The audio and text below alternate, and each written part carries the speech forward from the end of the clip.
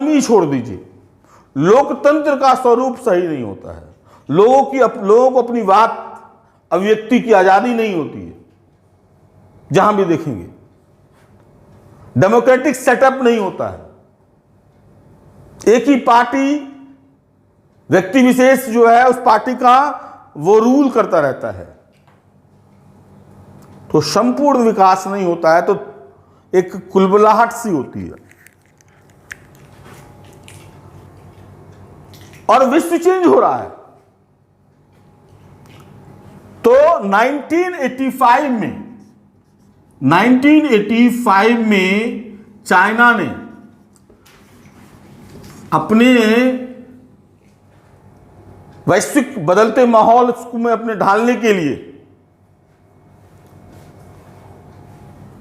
Open door policy अपनाई। Open door policy अपनाई।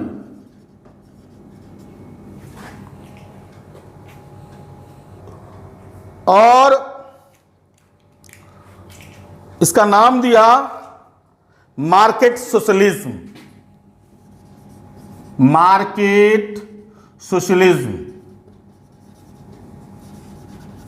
Market socialism.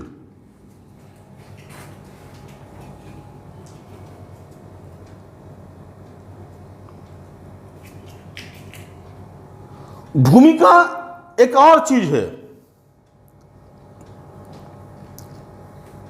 China के संदर्भ में, कि चाइना ने जो मार्केट सोशलिज्म अपनाया वो अचानक नहीं अपनाया।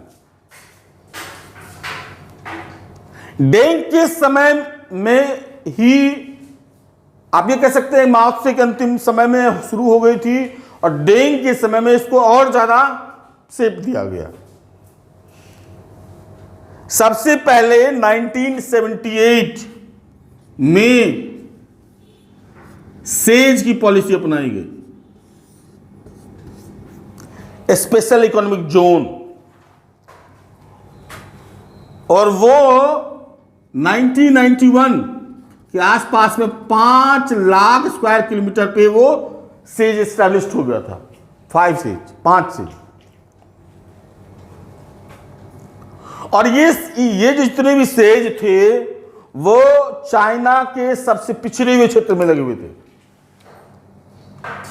उसका नाम था शेनज़ेन प्रांत, जो आर्थिक रूप से पिछड़ा हुआ था और मुस्लिम आतंकवादी, उइघुर आतंकवादियों से भी ग्रसित था।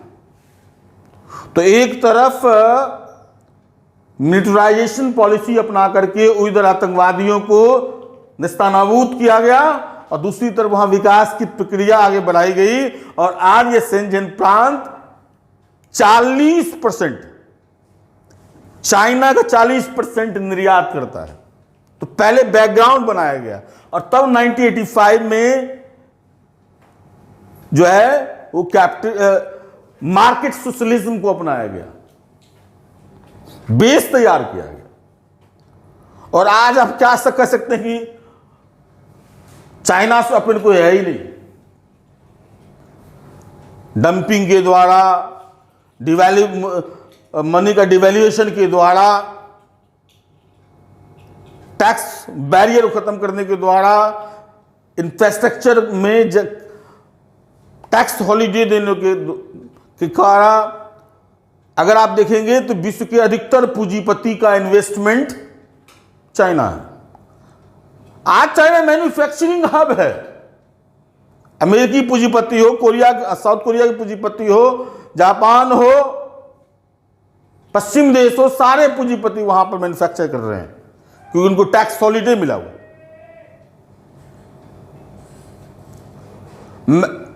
मुझे याद है 2008 के आसपास में ओबामा ने कहा कि टू रिवाइव द इकोनॉमी, हम अपने पूंजीपतियों को फिर से यूएसए में मैन्युफैक्चरिंग हब बनाने के लिए बहुत सारी छूट देंगे।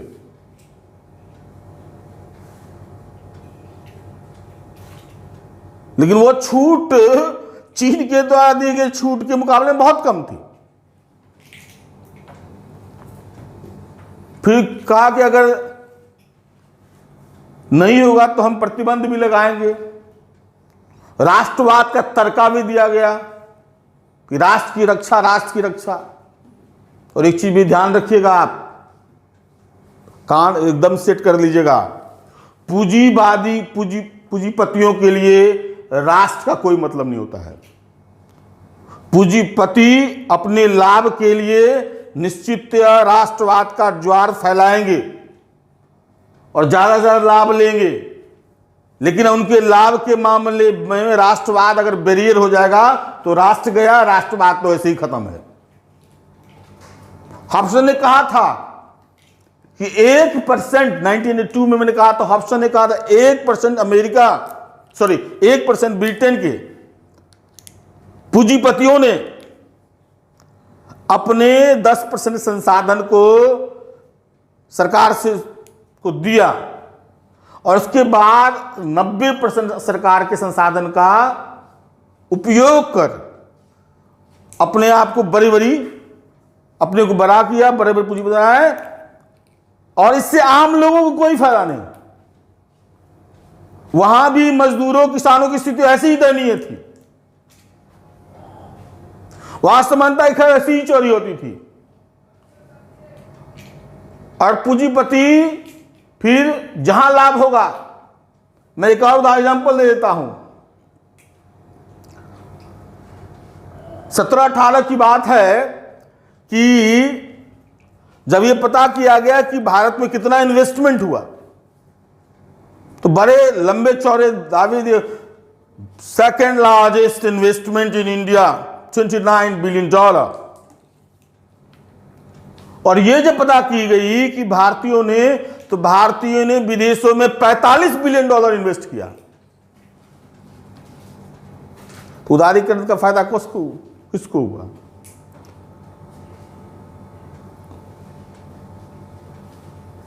तो पूंजीपति को जहां लाभ मिलेगा वहां जाएंगे। अगर देश में राष्ट्रवाद के ज्वार फैलाने से फायदा होगा तो वहां वो करेंगे, और यहां खत्म हो गया फिर दूसरे देश में जाएंगे, तीसरे देश में जाएंगे। सिंगापुर से, मॉरिशस से, मालदीव से जो इकोनॉमिक एग्रीमेंट है उसका दुरुपयोग करके उस थ्रू से यहां इन्वेस्ट करते हैं। सरकार जानती है, अर्थशास्त्री जानते हैं, लेकिन उस पर बहुत ज्यादा नहीं किया जाता है क्योंकि टैक्स में छूट मिलनी चाहिए। भारत में सेज की स्थापना की गई, लेकिन चीन की तरह नहीं, क्योंकि यहां सरकारें कोई भी हो, चाहे कांग्रेस की सरकार हो, बीजेपी की सरकार हो, पूंजीपति के हाथों का खिलौना होती है, उसके हिसाब से नीति नियंत्रित थे। सेज की स्थापना यह था कि सुदूरतम क्षेत्रों में होगा, पिछड़े क्षेत्रों में होगा, और वहां इंफ्रास्ट्रक्चर डेवलपमेंट होगा, वह विकास प्रक्रिया आगे बढ़ेगी। और इसलिए टैक्स हॉलिडे, टैक्स रिबेट दिया जा रहा है। टैक्स हॉलिडे भी लिया गया, टैक्स रिबेट भी लिया गया, लेकिन जहां जहां उसको फायदा वहीं पर लगा, इन्वेस्टमेंट किया। मैं अमेरिकी पूंजीपति बता रहा हूं, तो उसने कहा कि ऐसा नहीं हो सकता है, हम अपने देश में इन्वेस्ट नहीं करेंगे। We are getting $2 trillion benefit. 2008 की बात बता रहे हैं, $2 ट्रिलियन बेनिफिट, लाभ। आज तो कितना डॉलर हो गया छोड़ दीजिए। $2 ट्रिलियन फायदा, इन्वेस्टमेंट और फायदा हो रहा है। और इसलिए कहा कि हमको अमेरिका आने की जरूरत नहीं है, क्योंकि रीजन ये था, वही प्रोडक्ट के प्रोडक्शन में अमेरिका में, जैसे एक दवाई का देख लीजिएगा तो ग्लैक्सो अमेरिका में 36 रुपया में, भारत में 2 रुपया में, और चाइना में 1 रुपया में। तो पूंजीपति कोई इसका फायदा चाइना ने उठाया और सारा मैन्युफैक्चरिंग हब वहां कर लिया, एम्प्लॉयमेंट उनको ज्यादा से ज्यादा लोगों को दिया, और ग्रोथ एक्सट्रीमिस्ट। आप 90 के दशक में, 2010 के दशक में देखेंगे, डबल डिजिट ग्रोथ चाइना का रहा है। और आज चाइना विश्व की सबसे बड़ी इकोनॉमिक शक्ति में से है और अमेरिका को सीधा चुनौती दे रहा है, और मुझे लगता है कुछ वर्षों के बाद शायद अमेरिकी अर्थव्यवस्था को ध्वस्त करने की स्थिति में चाइना है। फिर यूएसएसआर ने कहा कि परिस्थिति बदला है तो हमें भी चेंज करना चाहिए। उसमें गर्बाचोव जो थे वो राष्ट्रपति थे, उसने 2 पॉलिसी चलाई, ग्लास्नोव और पेरेस्ट्रोइका। ग्लास्नोव और पेरेस्ट्रोइका। ग्लास्नोव का मतलब होता है खुलापन। जब उसने देखा कि मार्केट सोशलिज्म से चाइना इतना ज्यादा फायदा कर रहा है तो हमको भी लगाना चाहिए। क्या? ग्लास्नोव और पेरेस्ट्रोइका। यानी पहले तो हमको खुला करना है, खुलापन करना है, ओपन करना है अपनी इकोनॉमी को। पेरेस्ट्रोइका मतलब होता है रिकंस्ट्रक्शन, पुनर्संरचना। हम अपनी इकोनॉमी की पुनर्संरचना करेंगे। खुला भी हो गया, अब पुनर्संरचना क्या हो गया कि उसका पूरी तरह डिसइंटीग्रेशन हो गया। रसिया खंड खंड में विभाजित हो गया, तो रसिया को वो लाभ नहीं मिला।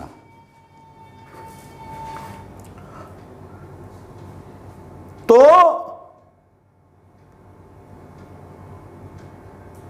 मिश्रित अर्थव्यवस्था जो है ये भारत ने अपनाया। भारत ने न तो इसको अपनाया न इसको अपनाया। भारत ने अपनाया मिश्रित अर्थव्यवस्था को। विस्तृत अर्थव्यवस्था का देश था, पहला था कल्याण प्लस लाभ, यानी कल्याण को प्राथमिकता दिया और लाभ को कम। कल्याण को प्राथमिकता, लाभ सेकेंडरी पे था। मिश्रित अर्थव्यवस्था में ये होती है। आपको याद मैं बता देता हूं, 1930 से लेकर के 1950-55 तक ये अमेरिकी और पश्चिम अर्थव्यवस्था का 50% इकोनॉमी सरकार के द्वारा नियंत्रित हो रहा था।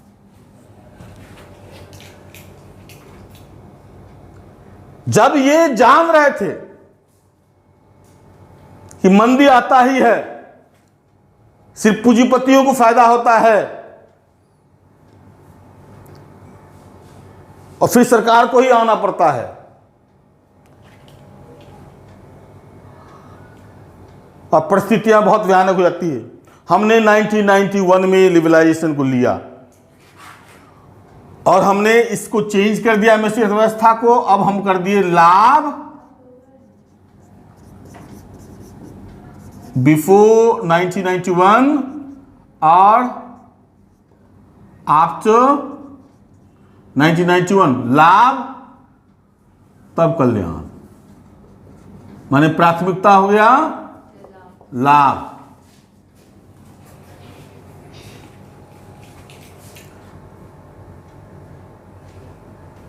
निश्चितया जब भी आप अर्थव्यवस्था को उदारीकरण अपनाएंगे, लिबरलाइजेशन अपनाएंगे, तो बाजार के हाथों में छोड़ेंगे, बाजार नियंत्रित करेगा, तो ग्रोथ होगा। संसाधन का अधिकतम दोहन करेंगे तो ग्रोथ होगा। लेकिन ये ग्रोथ किसके लिए? 1991 में जब लिबरलाइजेशन की पॉलिसी अपनाई गई, हालांकि वो परिस्थिति जन लागू की गई, परिस्थिति उस समय विपरीत हो गई थी, तो परिस्थिति से निपटने के लिए नरसिम्हा राव के नेतृत्व में मनमोहन सिंह ने इस पॉलिसी को लागू किया और फिर इसको एस्टैब्लिश करा गया। लेकिन जो आज पूरे विश्व संरक्षणवाद की ओर चला जा रहा है और भारत आज भी पूंजीपतियों के हाथ में खेल रहा है, जबकि पता है पूंजीपति किसी राष्ट्र का नहीं होता है, न किसी जनता के बारे में सोचता है आज भी। मैं आपको इसके भारत की अर्थव्यवस्था को एम्प्लॉयमेंट को देखकर बता देता हूं कि कैसे ये धोखा है। मनमोहन सिंह ने कहा था कि अगर हम लिबरलाइजेशन लाएंगे तो सालाना 1 करोड़ लोगों की रोजगार में और ज्यादा वृद्धि होगी। जो पहले से है ही 1 करोड़ ज्यादा लोगों को रोजगार की वृद्धि होगी। 1988 to 1993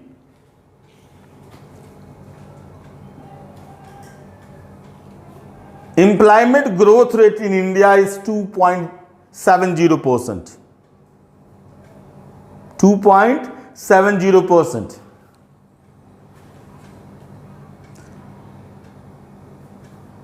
In 1993 to 2004, employment growth is down 1.02%. Somehow it extended, but resultant in 2014 is down 0.38%.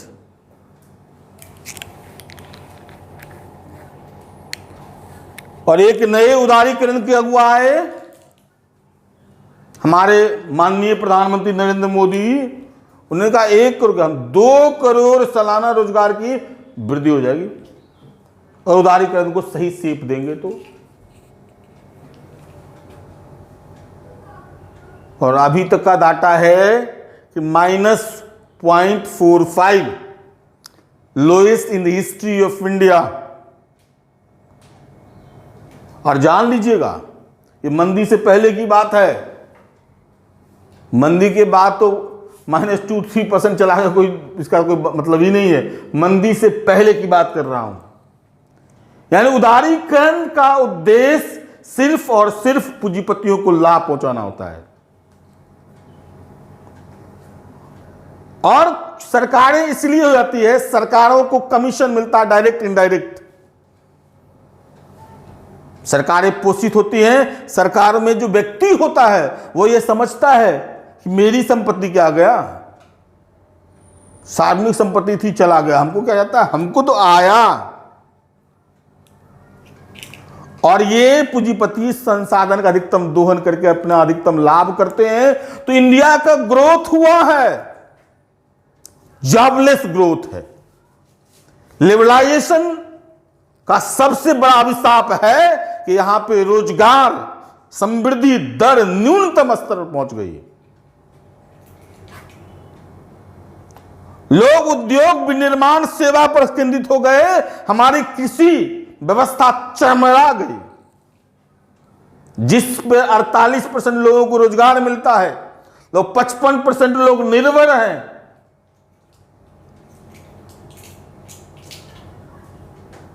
Collapse हो गई। अगर आप देखेंगे उदारीकरण के बाद पूंजीपतियों की आय हजारों गुना बढ़ी, नौकरी पेशा की आय 100 गुना बढ़ी, और हमारे किसानों की आय 10 गुना भी नहीं बढ़ी।